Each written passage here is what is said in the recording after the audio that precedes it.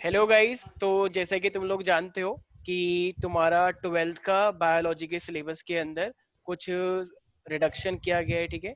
तो अगर मैं ट्वेल्थ के बायोलॉजी के सिलेबस की बात करता हूँ, तो अगर मैं तुमसे पूछूं, बताओ मेरे पास टोटल चैप्टर्स कितने हैं?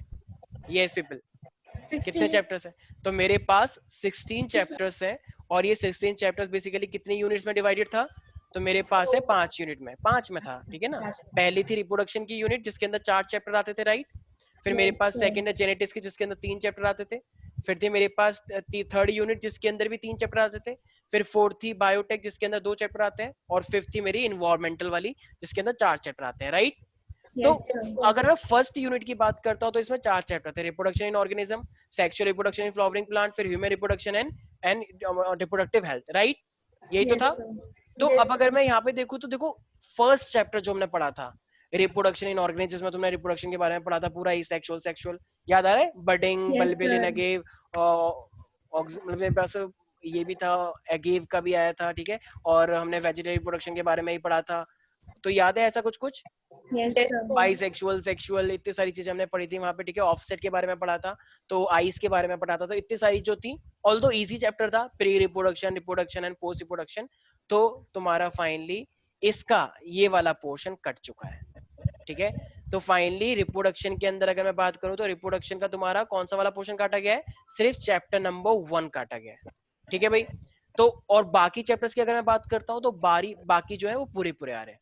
तो चैप्टर नंबर 2 भी पूरा आ रहा है, चैप्टर नंबर 3 भी पूरा आ रहा है, और चैप्टर नंबर 4 भी पूरा आ रहा है। तो ये अपने आप में अच्छी बात है, बुरी बात है? चैप्टर नंबर 1 काटा है। वैसे तो तुम चाहते हो कि चैप्टर थोड़े से और कटने चाहिए थे, लेकिन अगर इजी वाला चैप्टर काटा है, बट कोई बात नहीं, ये मेन चीज। देखो नीट में तो सारे चैप्टर आने वाले हैं, ठीक है। तो अच्छा, अब सेकंड यूनिट पे आते हैं। सेकंड के अंदर तुम्हें पता है कि एक था मेरे पास principle and principle of genetics, right, principles yes वाला। दूसरा है मॉलिक्यूलर बेसिस, और लास्ट था इवोल्यूशन। तो अगर मैं सेकेंड यूनिट की बात करता हूँ तो सेकेंड यूनिट के अंदर इन्होंने पूरा का पूरा इवोल्यूशन को ही काट दिया, ठीक है। तो इवोल्यूशन के अंदर जो मोस्ट ऑफ द पोर्शन, बस थोड़ा बहुत तो हम डिस्कस करेंगे, लेकिन जो मेन मेन पोर्शंस थे इवोल्यूशन के अंदर वो फाइनली कट कर दिए गए हैं। तो इसका मतलब देखा जाए तो हमें सिर्फ किसके बारे में पढ़ना है अब? जेनेटिक्स के बारे में। और जो इवोल्यूशन होता है वो वाला पोर्शन इन्होंने हटा दिया है, थर्ड वाला, ठीक है। तो इसका मतलब सेकेंड यूनिट से भी इन्होंने बहुत बड़ी राहत तुम लोगों को दी है। अच्छा, अब आते हैं थर्ड यूनिट के अंदर। तो थर्ड यूनिट में सबसे पहला चैप्टर मेरे पास कौन सा आएगा? Human health and disease. तो वो तो पूरा ही करना होता है, और वो इजी भी है, ठीक है। बहुत सारी डिजीज के बारे में पढ़ना है, जो कि और आजकल तो डिजीज के बारे में पढ़ना भी चाहिए। कोरोना चल रहा है ताकि तुम्हें सारी डिजीज के बारे में पता रहे, ठीक है। वायरस है, जितने भी बैक्टीरियल डिजीज है, फंगल डिजीज है। तो अब इसके अंदर तो कोई रिडक्शन नहीं है। फिर मेरे पास आता है एक बोरिंग चैप्टर थोड़ा सा, जिसका नाम है strategies for enhancement in food production, जो एक्चुअली में क्या है, एग्रीकल्चर से रिलेटेड है। तो उसमें क्या होता है, एनिमल हस्बेंड्री वाला part, plant breeding, tissue culture और एससीपी। तो ये 4 टॉपिक इन्होंने कराए। तो एक तरह से देखा जाए तो थर्ड चैप्टर में ये पूरा आ रहा है, ये वाला भी पूरा आ रहा है, लेकिन जो बीच वाला चैप्टर है इसके अंदर से इन्होंने 20 to 30% की कटौती की है। मतलब सिर्फ 20 to 30% काटा है। मतलब पूरा चैप्टर तुम सोच रहे हो हर यूनिट से चैप्टर काट दे, तो ऐसा इन्होंने नहीं किया है। सिर्फ 20 to 30% हटाया है। ये वाला चैप्टर ना एग्रीकल्चर वाला था, एग्रीकल्चर वाला, साइंटिफिक एस्पेक्ट्स ऑफ एग्रीकल्चर वाला ही। तो इसमें से सिर्फ 20 to 30% इन्होंने हटाया है, ठीक है।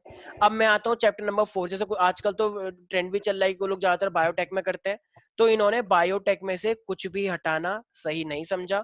तो बायोटेक में से भी पूरे पूरे बायोटेक के 2 चैप्टर हैं, एक है प्रिंसिपल प्रोसेसेस और दूसरा है एप्लीकेशन। तो दोनों ही चैप्टर बहुत अच्छे से आ रहे हैं, ठीक है। फिर अब आते हैं मेरे पास लास्ट इन्वायरमेंटल वाला। तो इन्वायरमेंटल के अंदर ना मेरे पास है 13, 14, 15, 16, ठीक है। तो इन्होंने चैप्टर नंबर 14 जो कि इकोसिस्टम है, और लास्ट वाला है इन्वायरमेंटल इश्यूज। तो इन सब में हम क्या पढ़ते थे? जैसे पढ़ा है, इको डिकम्पोजिशन होता है, प्रोडक्टिविटी होता है, एनर्जी यस साइकिल होता है, सर। एनर्जी फ्लो पढ़ा होगा ना, 10% rule, nutrient yes cycle sir. हो गया, कार्बन साइकिल, फास्फोरस साइकिल्स। तो ये सब चैप्टर काफी इजी होते हैं। डिस्पो कैसे हम वेस्ट रिलीज करते हैं, कैसे इसी ऑक्सीजन रिलीज होती है, ठीक है, इस तरीके से प्रोसेस थे। तो इकोलॉजिकल पूरा सिस्टम था, इकोसिस्टम वाला। ये पोर्शन पूरा हटा दिया गया, क्यों?